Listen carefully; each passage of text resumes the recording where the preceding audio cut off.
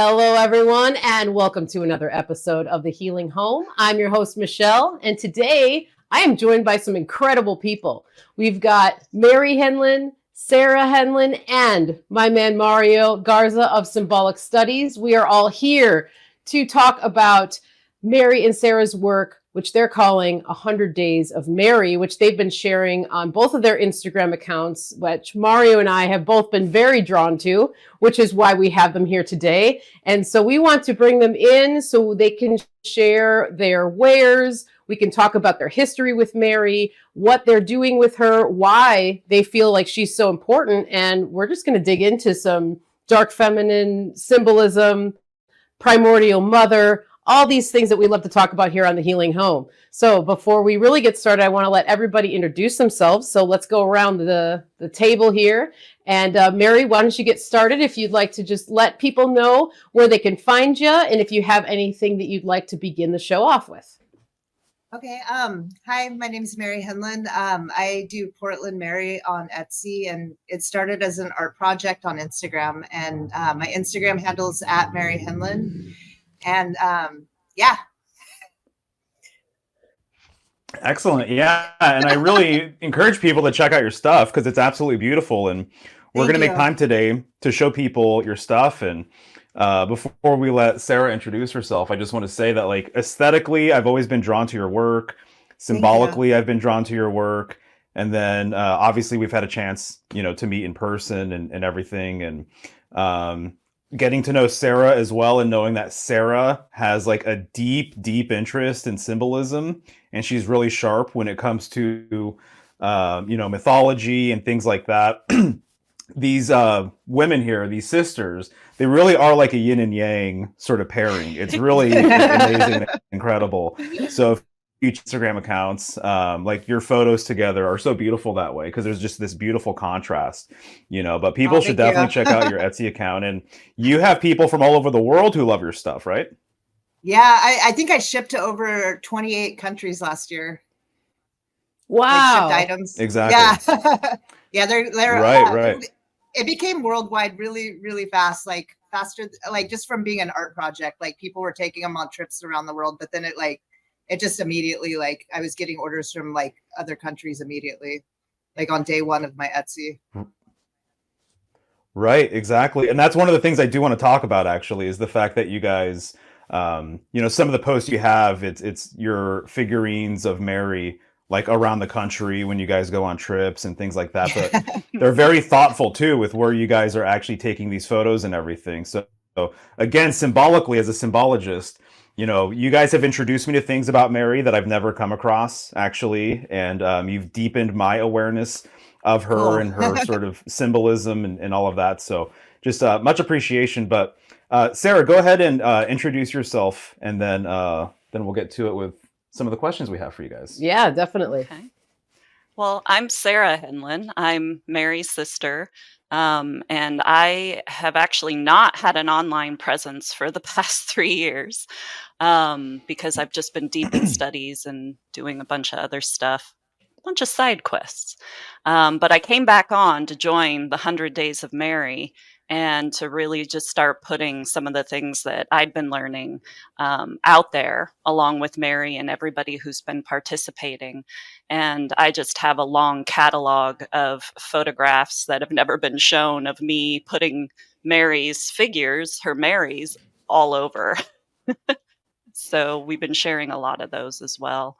And I am at Sarah Henlin on Instagram, but my name is Sahra.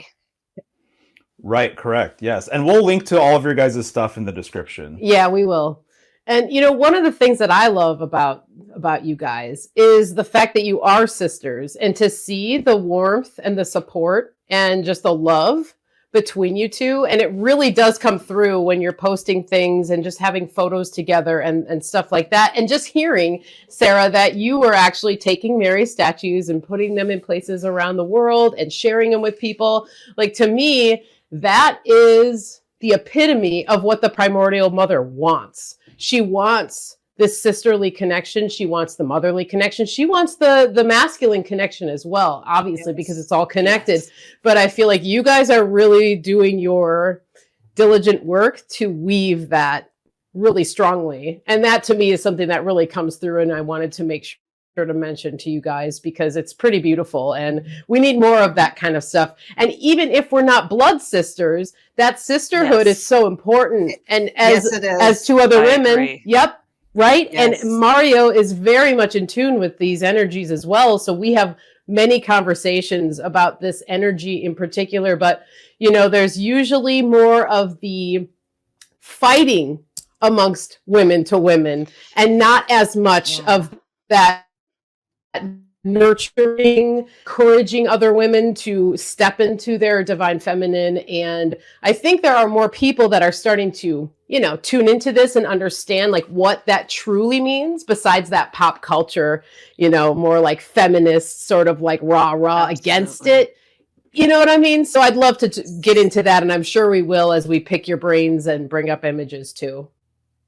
Yeah, so that the whole 100 Days of Mary project, it actually started on because of those feelings of like everyone just infighting and like tearing each other down and shaming each other online, and Instagram just got really hostile. And I was talking with Hekate and Grobler, who does the Mystery of the Black Madonna tarot deck, the Mystery of Mary tarot deck. She does the Walking with Mary Patreon, which I found years ago, and it really cracked me open and showed me that the Divine Mother's in woven through everything in the world, and every culture she's touched everything, and everyone has their interpretations of her, whether it be Cali, whether it be the Black Madonna, whether it be Guadalupe, like, but she's in everything.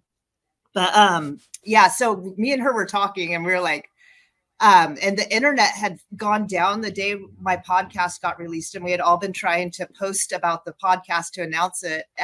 The Fearless Presence podcast I did with Melanie Weller. And the internet was down on Facebook and Instagram that day. And when it restarted working, like a few hours later, my whole Instagram was, every other post was a Mary post, like the suggested ads. It was like broken, and just my whole algorithm was Mary and Divine Mother posts. And I was like, I think my Instagram's broken. And we started wondering if we could train the algorithm that way. Cause I'm like, I must look at so much Mary stuff that like, it just started just feeding it to me like repetitively.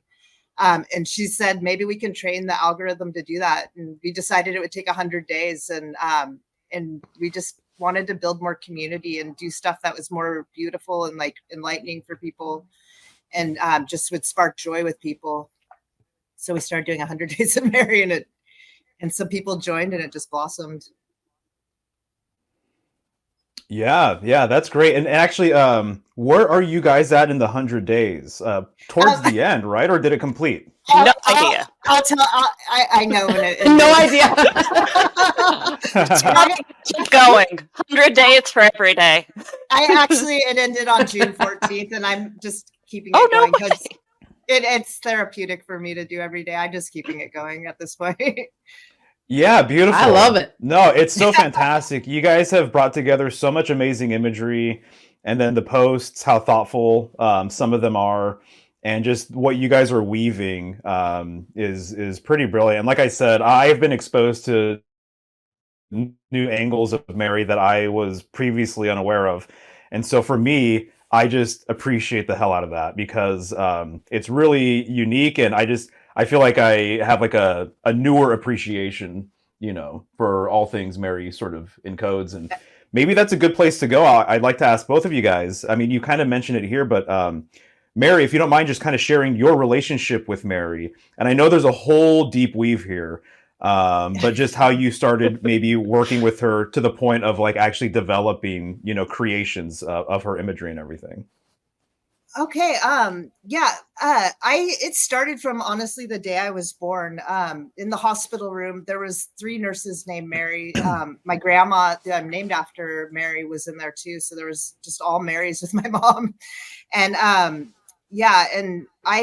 my grandma's name was Mary, and she was a Catholic, and she had, you know, rosaries and statues of Mary in her house, and she would show them to me. And we both shared that love for Mary. And my family, our parents were Nazarene Christian, and we just had more of like plain crosses and Jesus fish, and generic. Our church was all white walls and just wood pews, and very boring. And the first day, the first time my friend who was Catholic took me to one of her churches, I almost had a heart attack when I saw how beautiful it was, and like the Mary statues, the shrines, like all the candles. And eventually we went on to our schools would take us on field trips to missions in California, because they were all around us. And I felt God and the universe in those places. I didn't feel him in my own church. And I don't know if like Dad wouldn't let me get a rosary at some point, because we weren't allowed to get anything.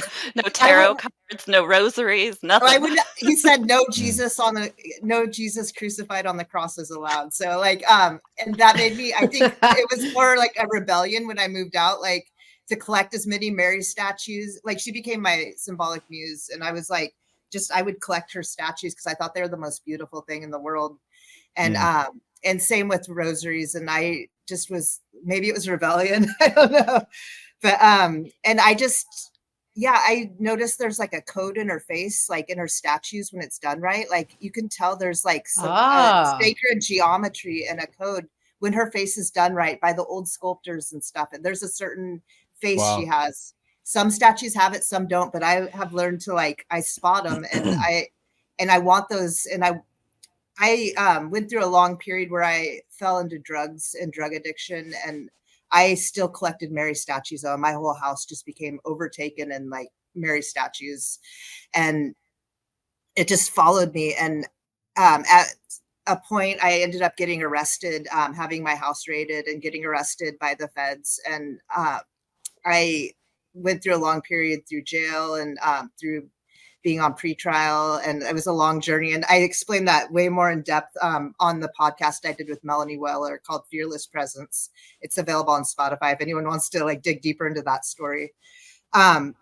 But as I ended up going and becoming on house arrest and only being able to go from my house to work, which was right down the street.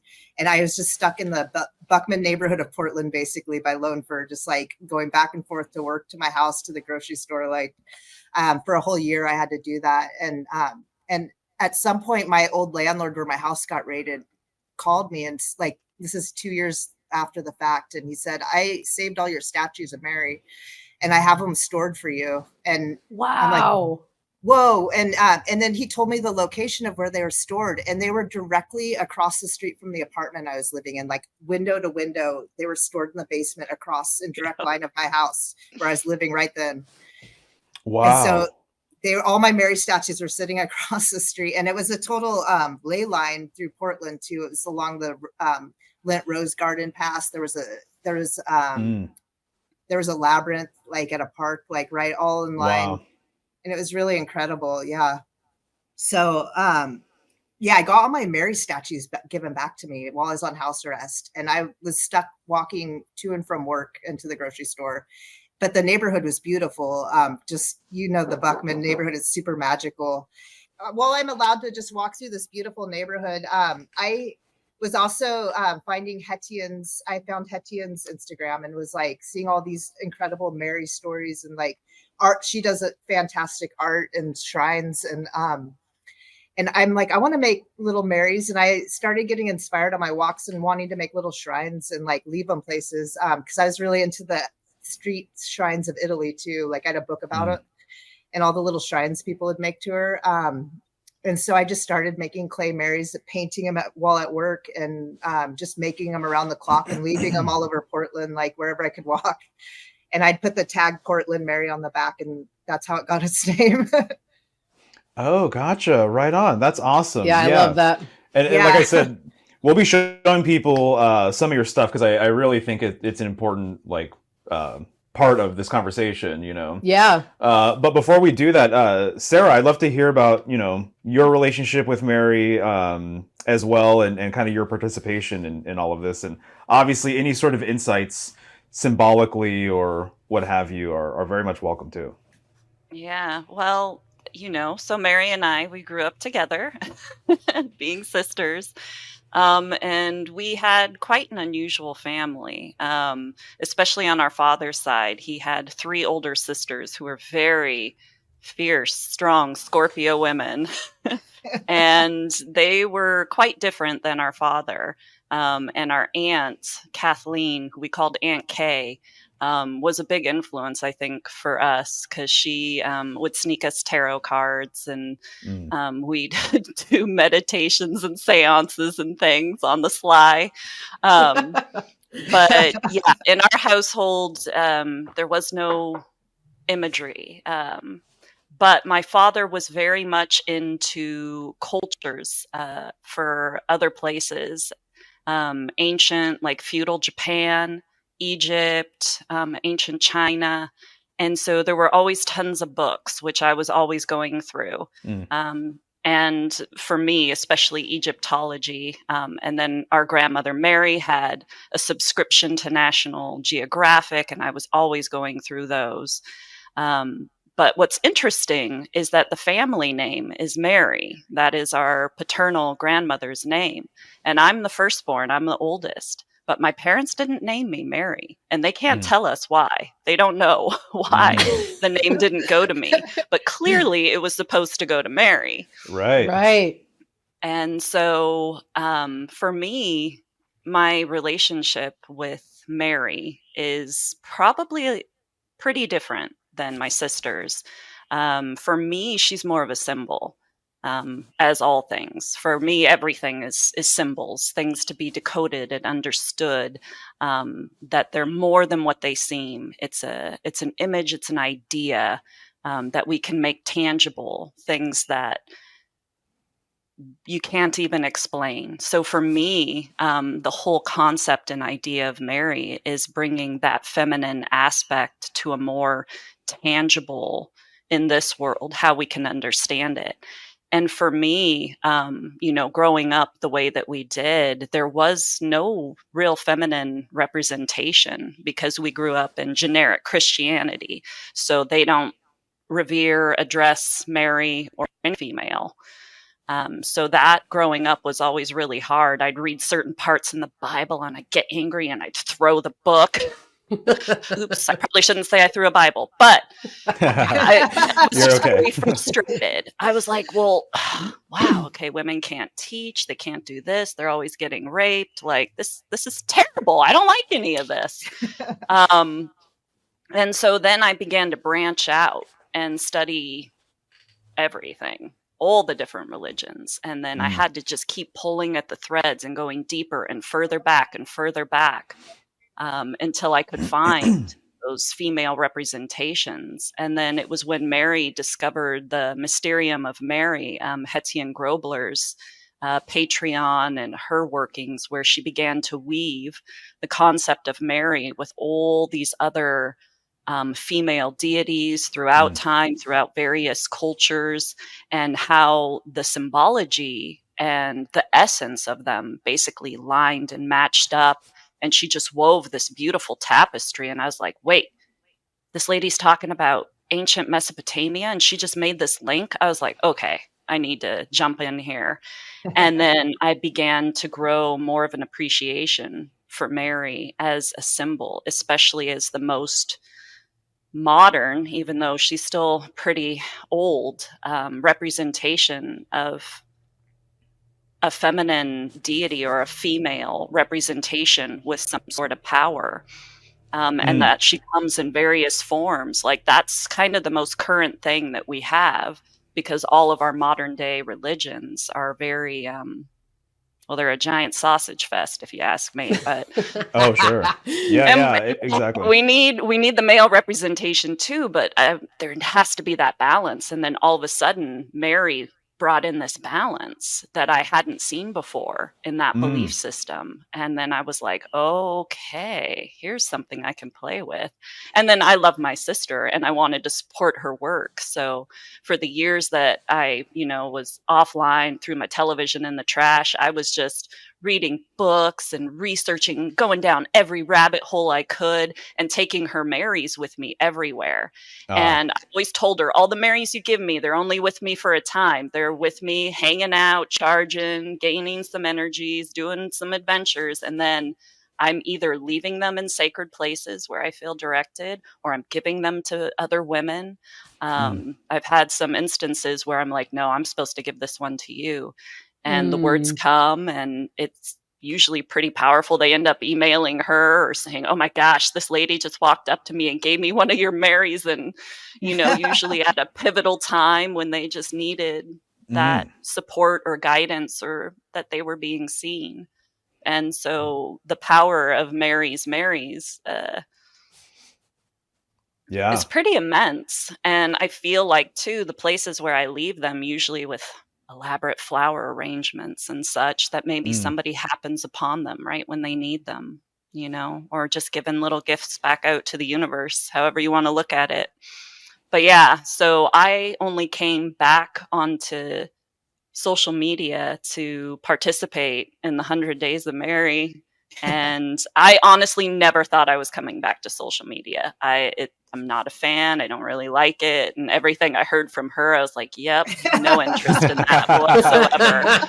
Yeah. Except for the 100 Days of Mary. They kept talking about it. And poor Mary would like screenshot all these cool images and text them to me, because she had no other way of sending me these cool things. And I was like, I don't know. All of a sudden I felt directed. And it was funny. It was the day before the solar eclipse. So my very first post is on April 8th.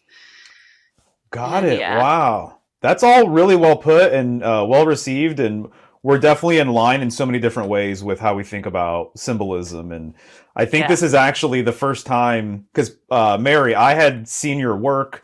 There were people I was following online who would promote your work. And I just thought your stuff was really cool.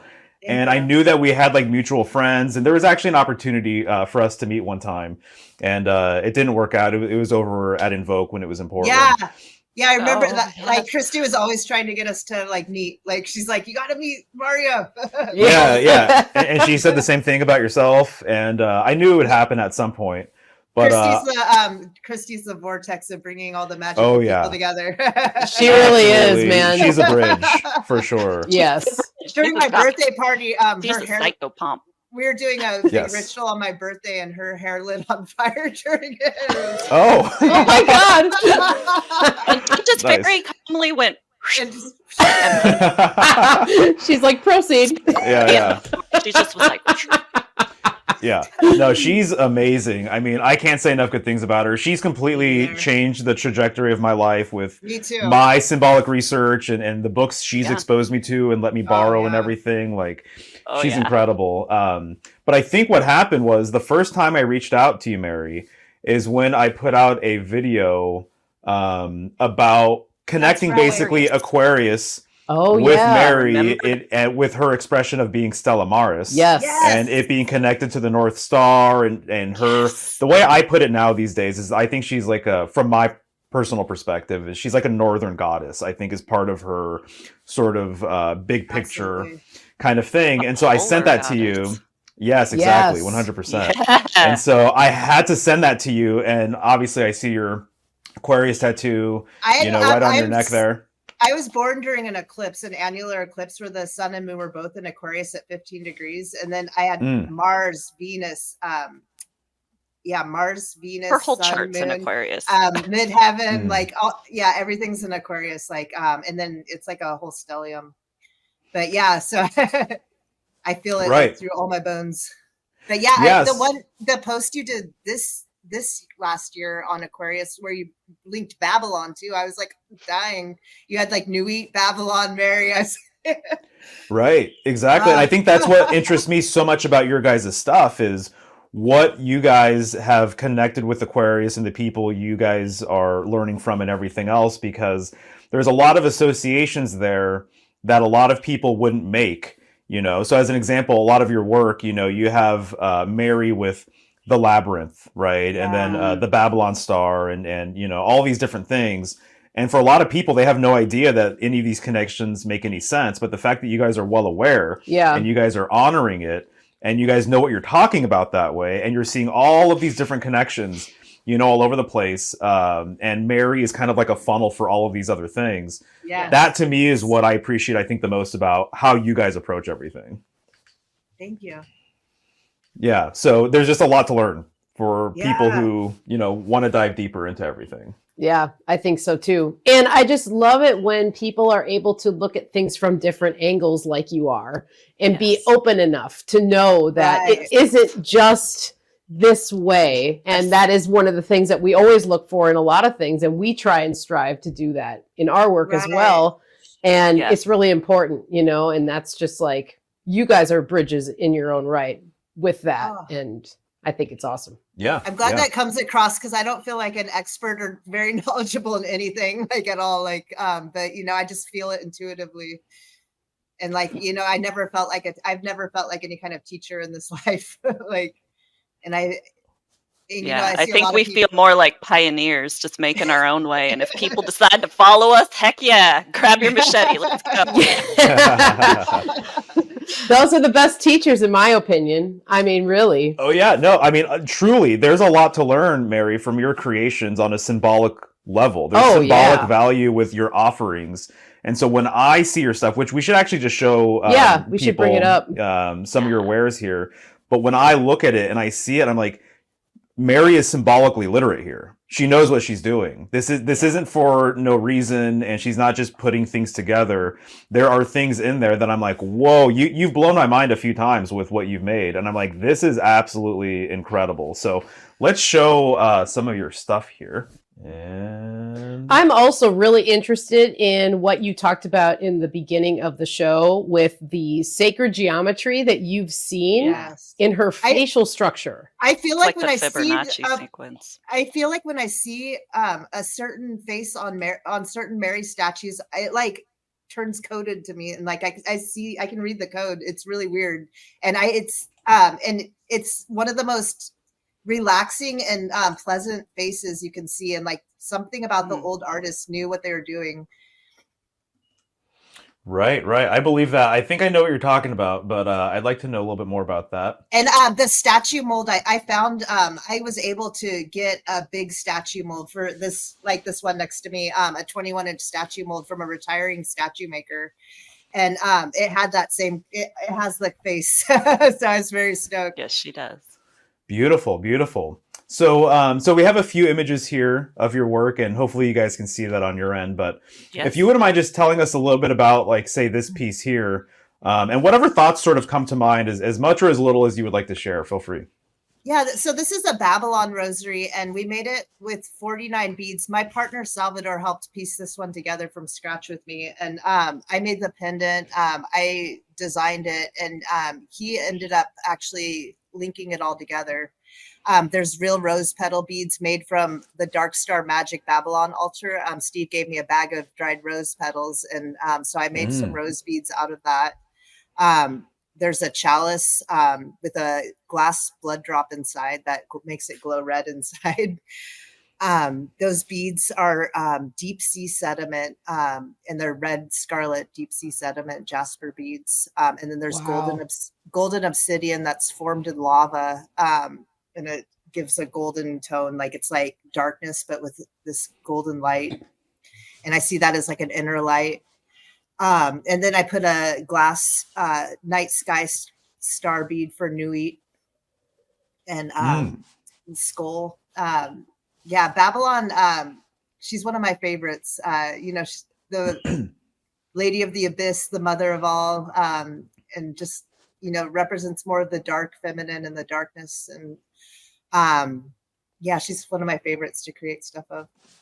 Yeah, absolutely. That was some of the work that I first came across that I was really drawn. Yeah, that just got posted yesterday. So. Okay, nice. Yeah, and then also too, either of you, this relationship with the number 7, I think, is so fascinating to me. Yeah. Oh boy, here we go. I know. For us too.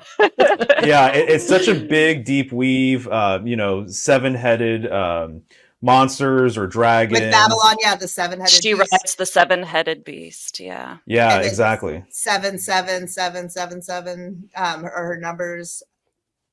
Right, and then the seven sorrows of Mary, and generally Yep. having the seven swords in her heart. And then my understanding too is sometimes when her tears are emphasized, I guess a tradition or what's emphasized sometimes is the seven tears actually as well. And so and to me, I relate a lot of this to the seven northern stars, right? Which I think are kind of like. Yeah, the primordial stars. Well, for me, Sisters. Yeah, I did a whole presentation on the Pleiadians, and I think it's really interesting that there's the seven stars of the Pleiades, and then there's also the seven stars of Ursa Major, and there's something to be said about their relationship with each other. Yes. Yeah, absolutely. Mother Bear, right? Yes. I would think. Well, and then what's funny is that actually that is one of the components for the beast that comes out of the sea in Revelation in relation to Babylon. It's the first beast that comes up out of the sea has the feet of a bear. It looks like a leopard. It has the mouth of a lion. Yeah. Oh, don't get me started on all the symbols. Damn. Wow. See, that's amazing. I've been deep in bears right now, looking into their whole thing, and the thread that I'm pulling at right now is actually heads back to Glastonbury and Avalon and the legends of King Arthur, because his name means bear man. Right. And his father before him was Uther Pendragon, and he took the last name Pendragon because of a dragon comet that was in the sky. And what did we have this year but the devil comet, who somebody lovingly renamed the Mother of Dragons comet. So I've been pulling at that thread a bit, looking into that. And this one book I'm reading actually speaks to the fact that Thuban and Draco was once, there's theories that it perhaps once was the North Star, and how its moving of the North Star from Thuban along the lines is the passing of Uther Pendragon over to Arthur, which bear man, then we're moving into like Boots and Ursa Major and all of this. So there was a lot of connections there. Right. Yeah, exactly. And so that's a whole other thing too. Just you guys have made a post about on those rabbit holes. We'll never get out. No, that's true. It's true. But yeah, going back to the number 7, 7 chakras, 7 deadly sins, 7 princes of hell, 7 gates on the descent of Inanna. Like you can relate it to so many different things. 7 original planets. 7 original planets, the celestial bodies.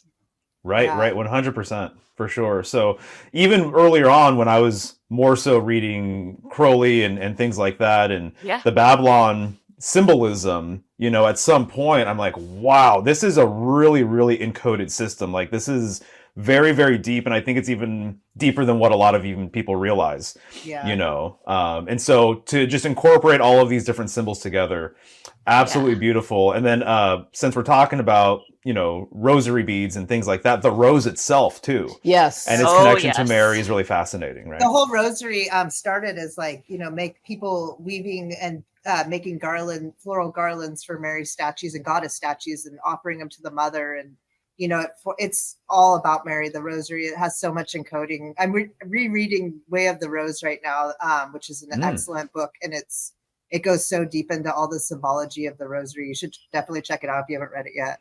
No, I have not. And then I just think it's interesting on sort of a weavy kind of level, you going by Portland Mary, and then Portland being the city of roses as well. Yes. Right? I used to live right down the street from this place called the Floral Syndicate that was on Swan Island. And it was a floral warehouse, and they used to throw out dumpsters of roses every night, and I'd go grab just piles and have them drying all over my house. And that's wow. Yeah, my whole house was covered in dried roses. But yeah, we used to go, and they finally put a big gate and locked that dumpster up.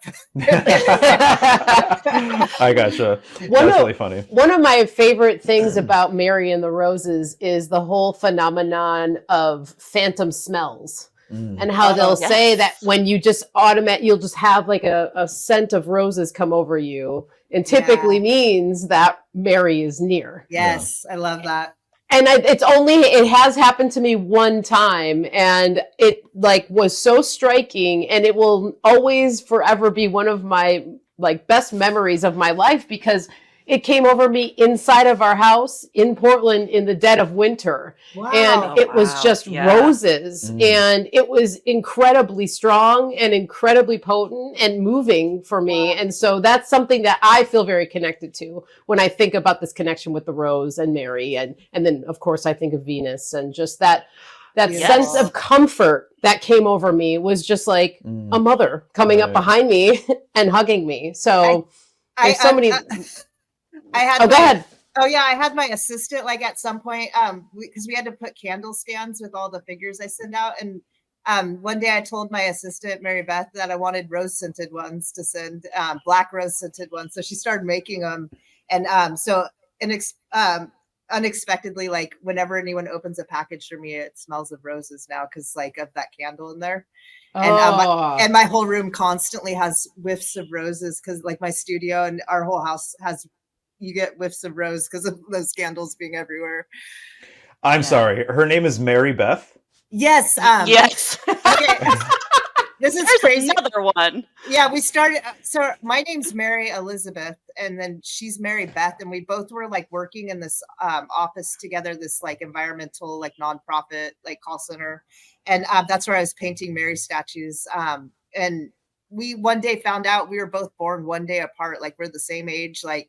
She's all, this is the last day of my this is the last year of my 30s, because she had just turned 39. And I was like, whoa, I just turned 39 yesterday.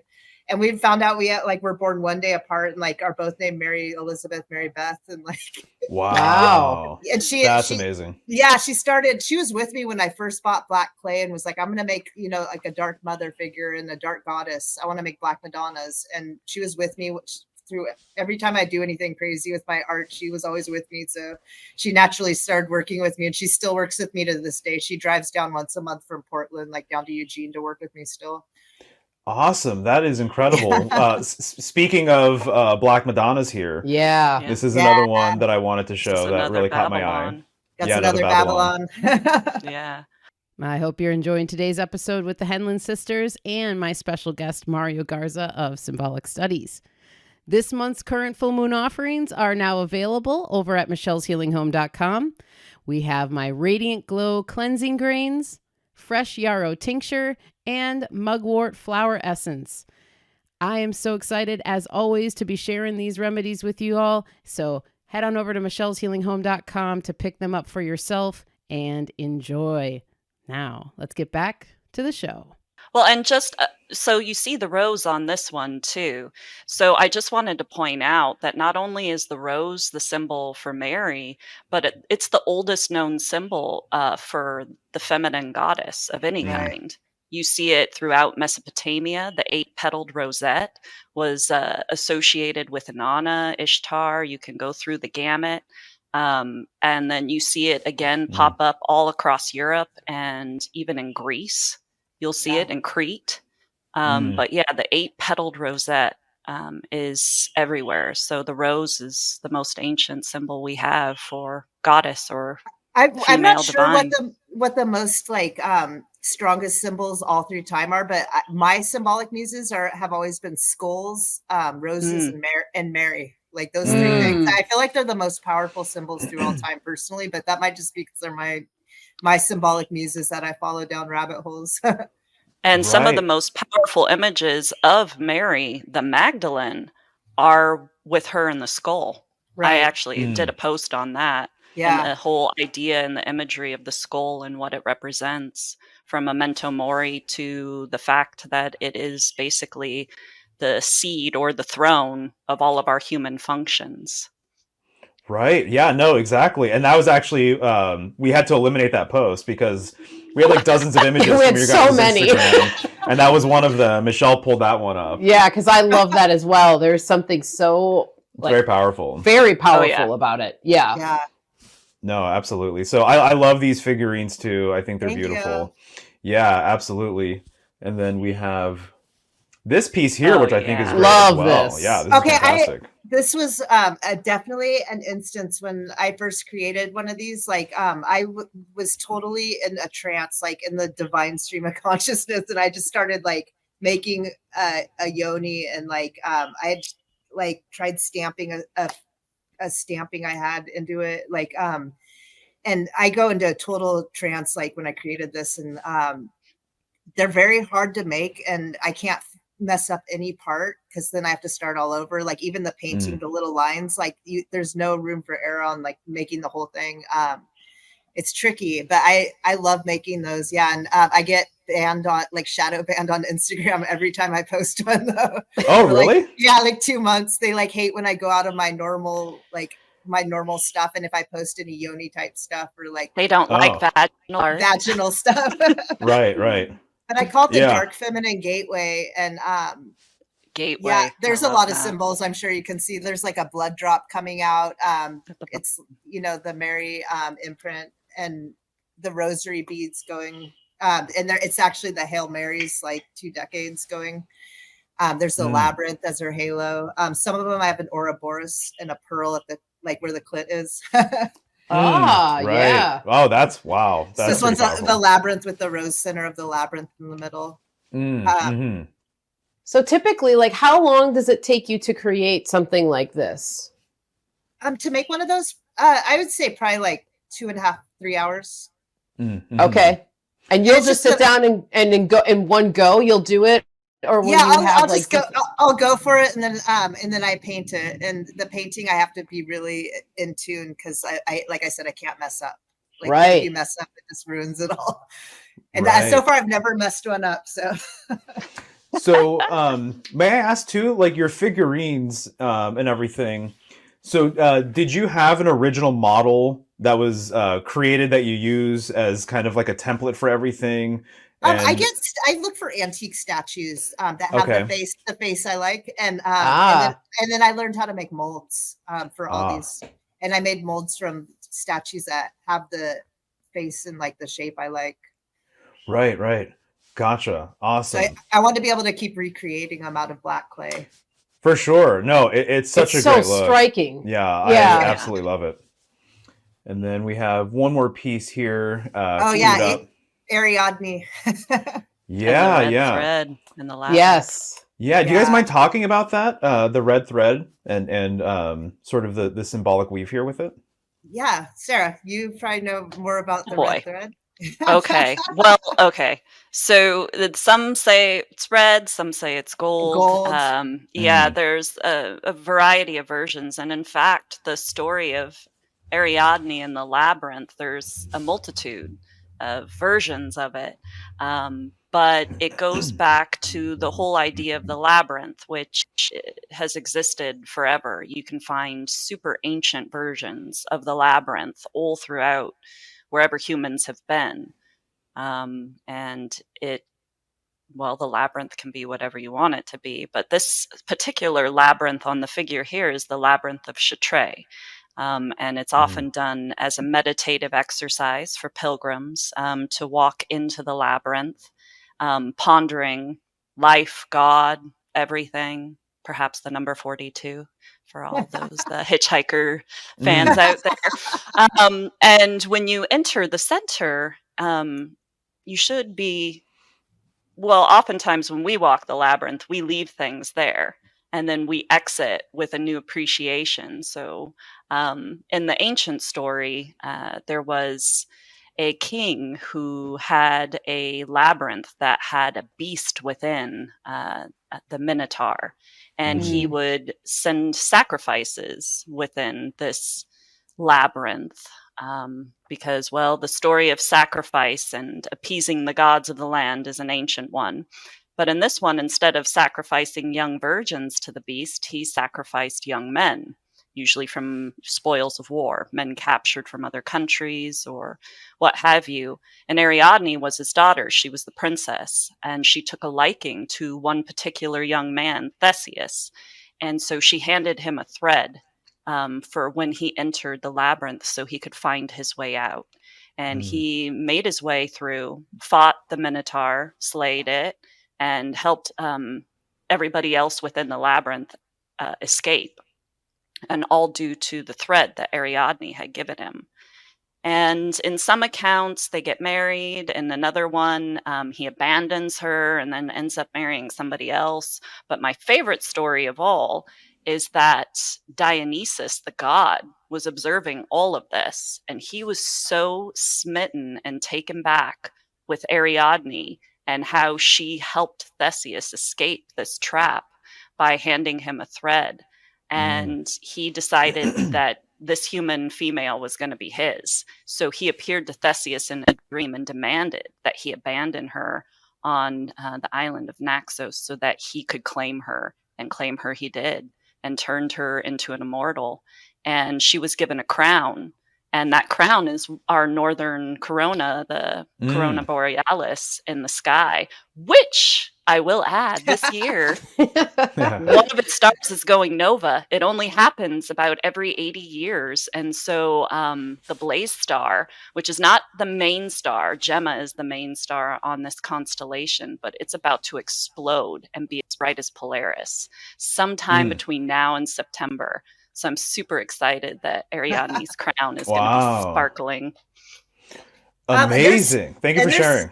Stories of it being a golden thread. I chose to use a red thread for this piece because I kind of wanted to intertwine it with like the red thread of destiny, the red thread that a fate and like that all women connects all women and all life.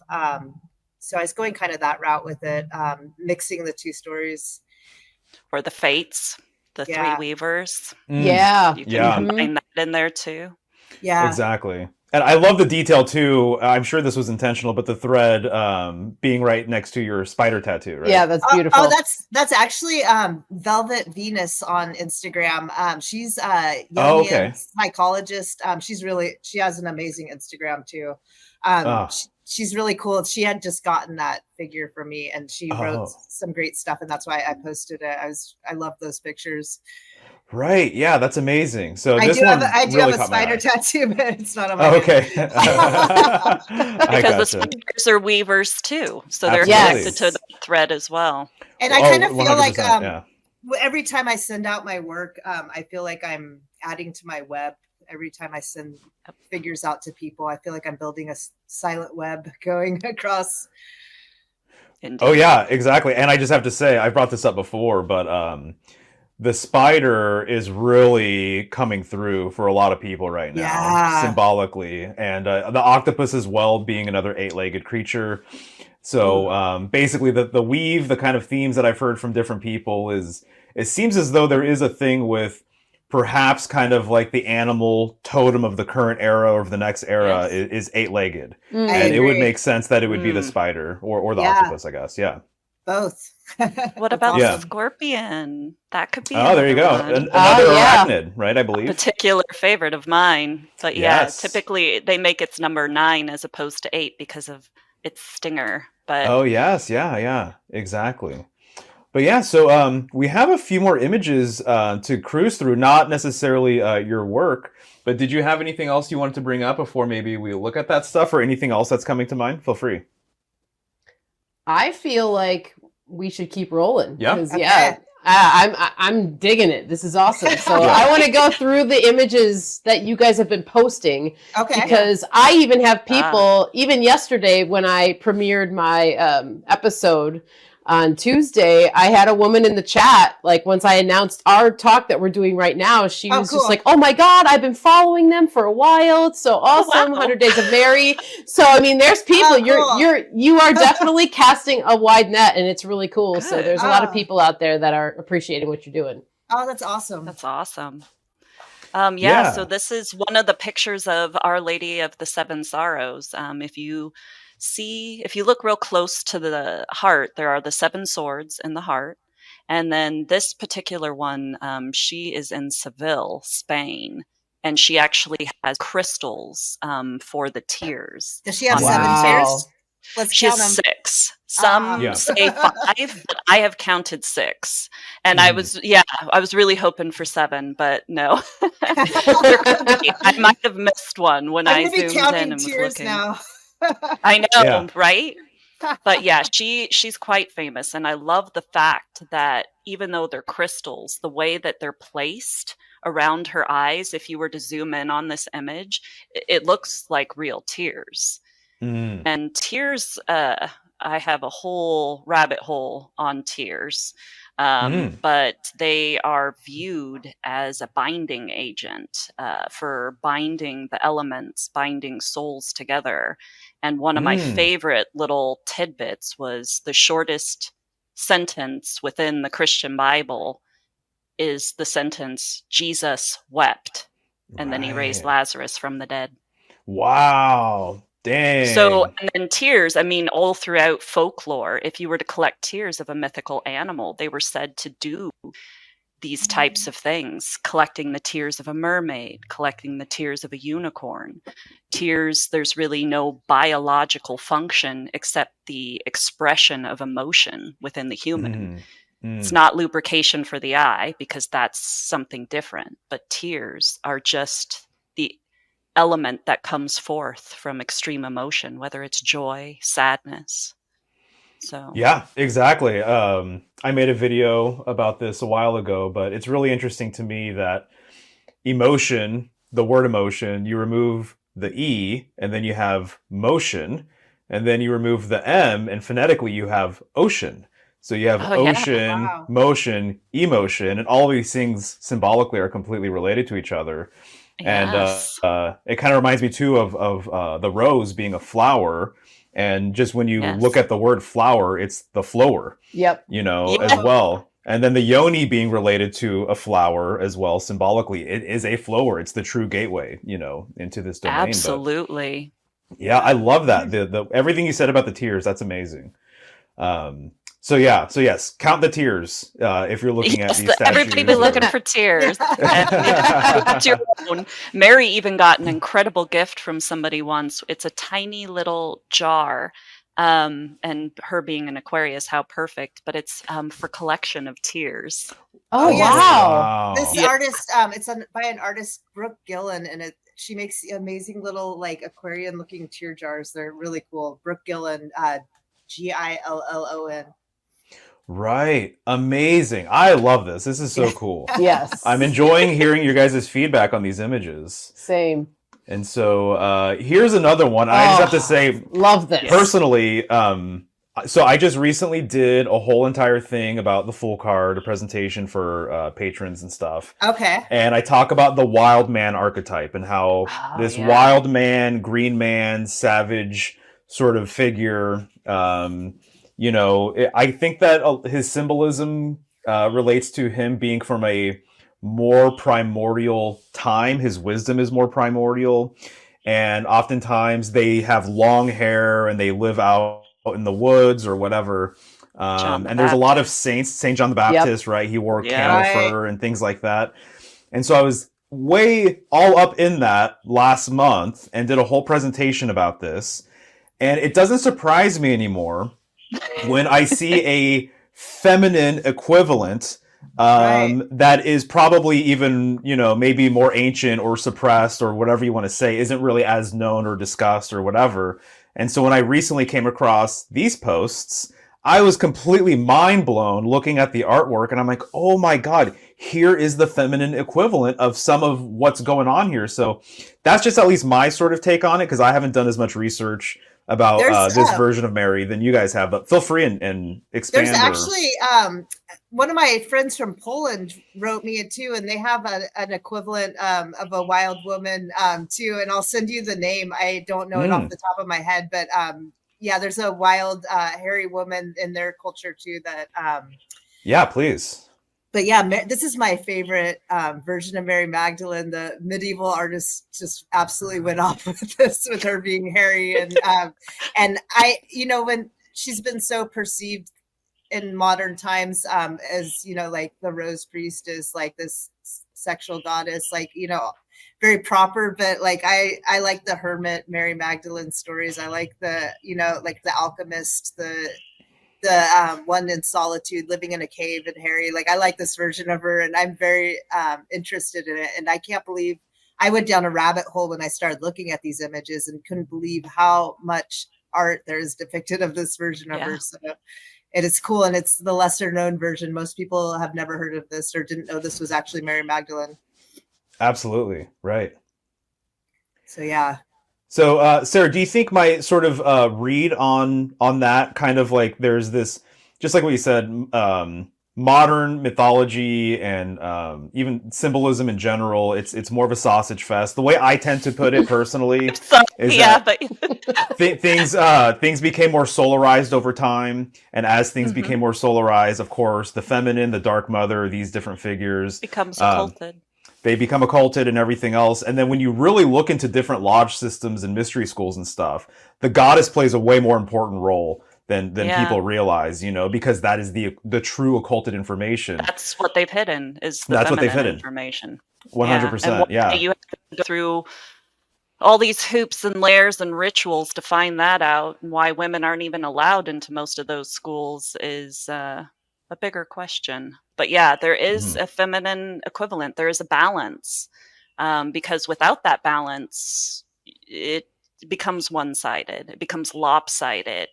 And so, yeah, here we see Mary and the wild woman, and there's further stories. But yeah, and there's usually what 6 I or find 7 angels too carrying her up and lifting her every day. Okay. Because they were like helping her ascend into heaven. Like I made it up in daily or often, and like they were feeding her, bringing her sustenance from the heavens, like during her hermit years. Oh wow! Oh my God! I gotta go down this rabbit hole. Jesus in the desert. And then there's I think she lived normal. Like she ended up going back into society for her last few days and entering a church, and then the angels lifted her up to heaven permanently. And that's how they kept her skull, though. Like they supposedly have her skull. But yeah, she went back into society right before. Wow! Oh my God! Yeah. Holy shit! This is blowing my mind because one, she's the 7th here. If there's 6 angels around her, she's the 7th figure. And one might have been cut. There might be perhaps 7 angels that got cut off. Like so, it could be either way. Okay. Yeah. True for sure. And then even having her skull around Saint John the Baptist. Yeah. And his decapitation. Yeah. Right. And so so there's all of that.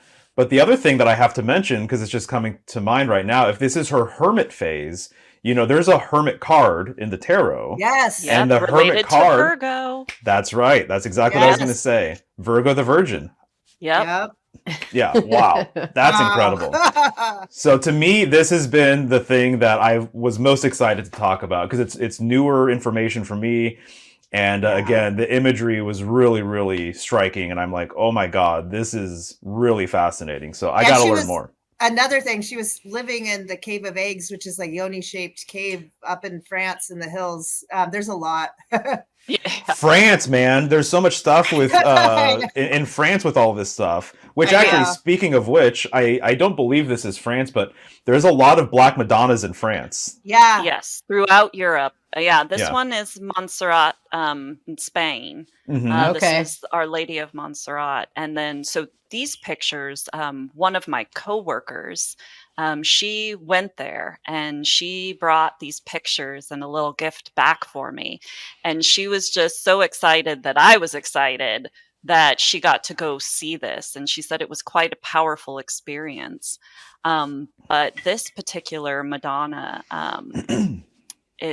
where the church was built prior to that was actually a Roman temple dedicated to the goddess Venus.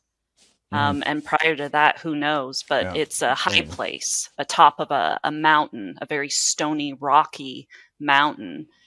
So it has a lot of significance to many of the peoples who've lived there.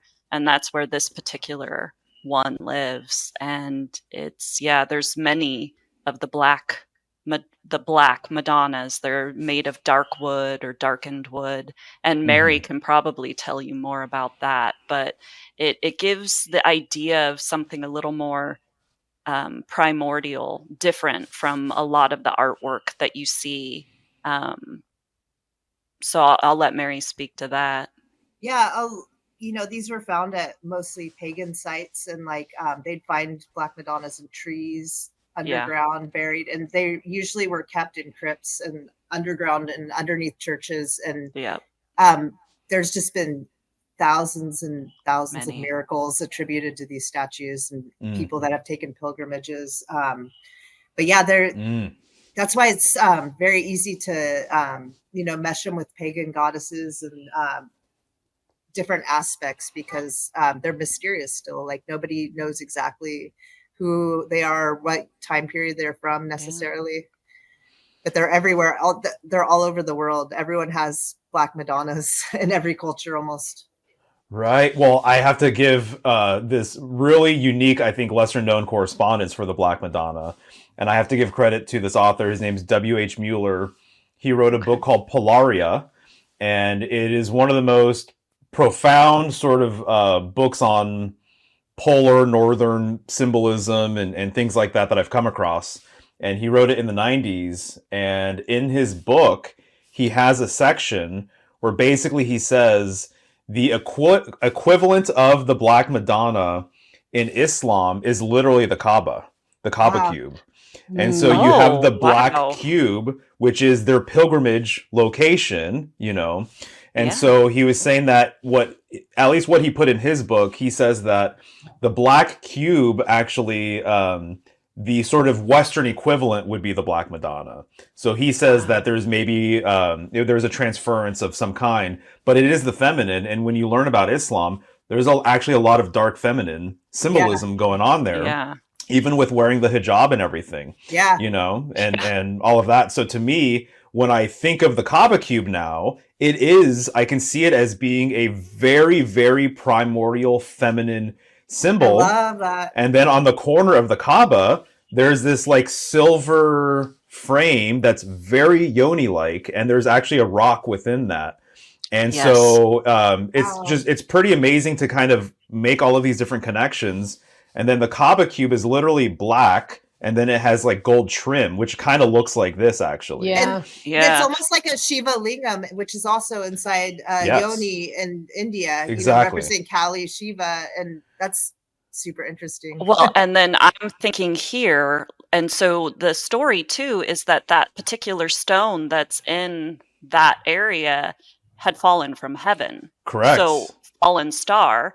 Black star. I'm just getting so much like Saturn energy from this, plus the cube. The cube of Saturn, is that by Bina and right. How many more connections can we Black make Madonna. here? I know. Exactly right. So when he wrote that, my mind was completely blown. I'm like, holy cow, that makes so much sense. And then Mary, you said that this is these Black Madonna statues become pilgrimage locations. Yes. And so just that sort of correspondence. And then what do people do when they go to the Kaaba? They circumambulate. Do you know how many times they go around it? 7 times. Of course they do. Right. And then even the cube itself. Do they go to sate my curiosity? They go clockwise or counterclockwise, which is more feminine, right? Exactly. I love it. Yes, exactly. It's so to me, all of these things are just absolutely incredible. And I'll just say the last thing about the cube too. There's 6 sides to it. So up, down, left, right, forward, backward, which means that the center point is the 7th point. So there's a connection, inherent connection with the cube and the number 7, that sacred center being the 7, It's like the 6-petaled rose in the center of the labyrinth. Correct. And also, if you take a look at the Chi Rho, or if you look at the ancient symbol of Christ, which is the up and down line, and then the cross, it's 6 points. But when you connect all the points, draw it out, you'll see it makes a cube. Whoa. That's right. Yes, exactly. 100%. The center point is that 7th point. And when you think about it, you can think about it in terms of coordinates. In order to find a 3D object, you need 3 coordinates to place that.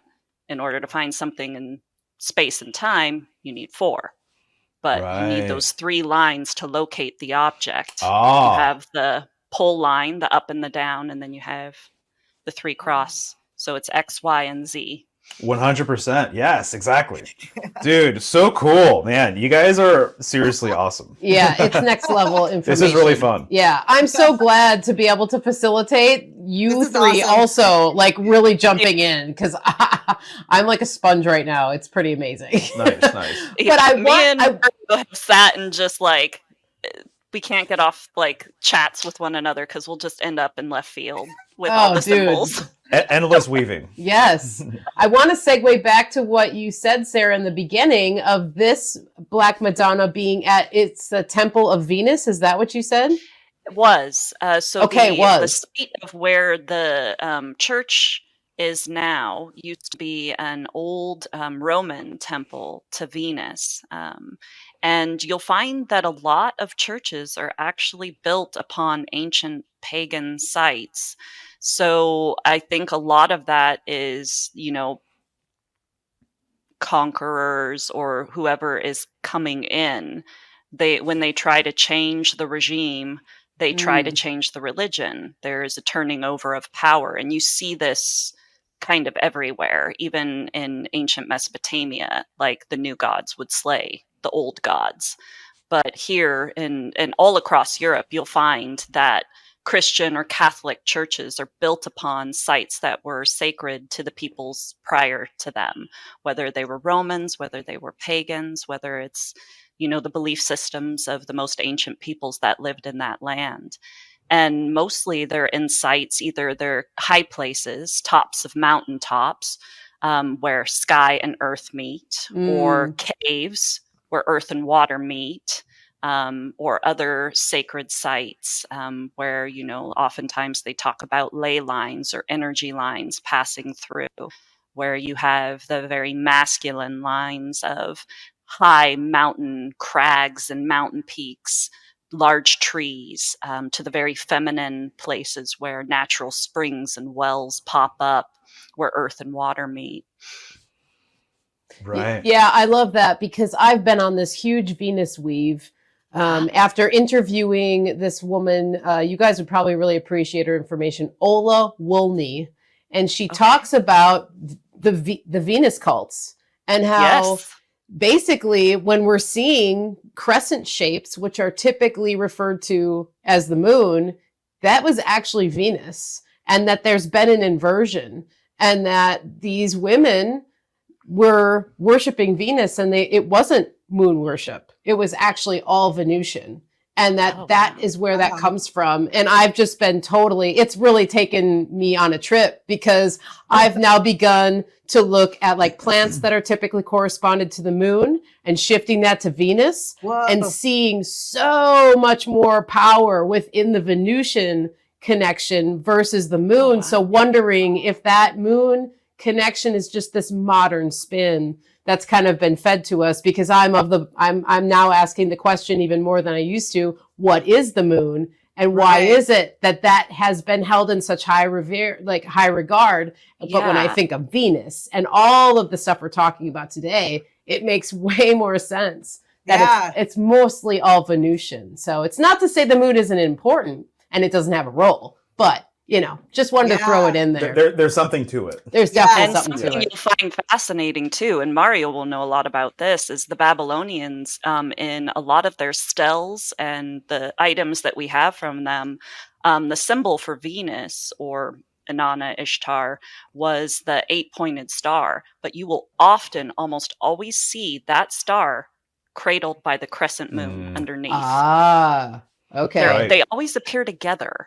And then you'll see the sign for the sun, for Shamash, which is also 8 points, but it has 4 points and then 4 wavy lines. That's the symbol for the sun, but is always off on its own side. But you'll almost always see the Venus star cradled by the crescent moon, which is also a symbol for many countries. Right. Yes, exactly. 100%. Even right now, I'm looking into the High Priestess card. So I'm going through the major arcana for video series, and the High Priestess, it's pretty clear that the figure is very much a model or expression of Mary as well, of the Virgin. And she's Venus. In between. Exactly. Mm-hmm. But at her feet, she usually has a crescent moon.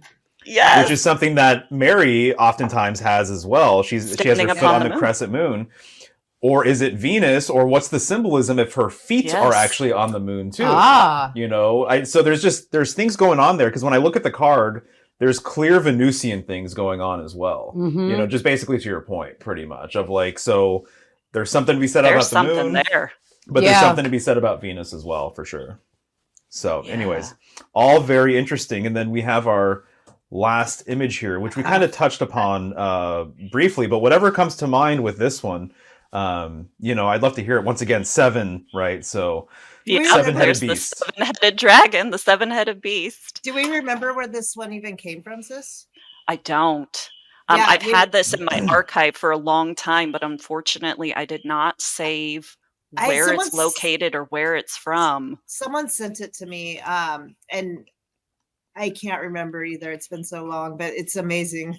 Yeah. And so for them, this one, I do believe, is more of an image of, so this is, you'll see a long running amount of imagery, and Mary gets conflated with this, but the woman of the apocalypse. Saint John had his visions of the apocalypse or the end times.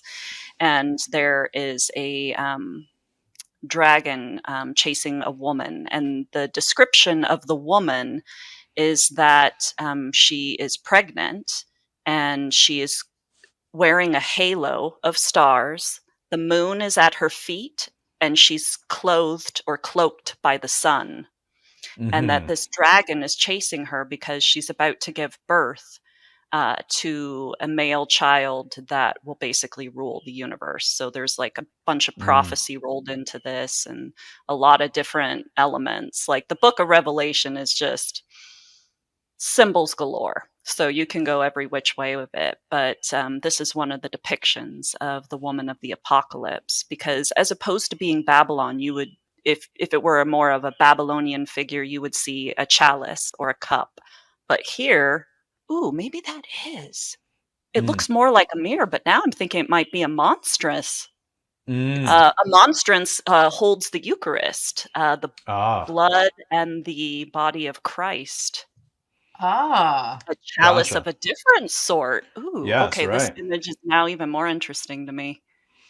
Nice. But yes, this was from a post on, you know, the ancient lore of dragons and how Mary is often associated with the dragons, the woman of the apocalypse, Babylon. There's a long-standing association of the dragon and the feminine, and oftentimes, you know, in ancient lore, you know, angry dragons, and the only way to appease the dragons was to offer up a female virgin sacrifice, or the ancient idea of the knight riding in to save the princess or to save the fair maiden from this angry beast or dragon.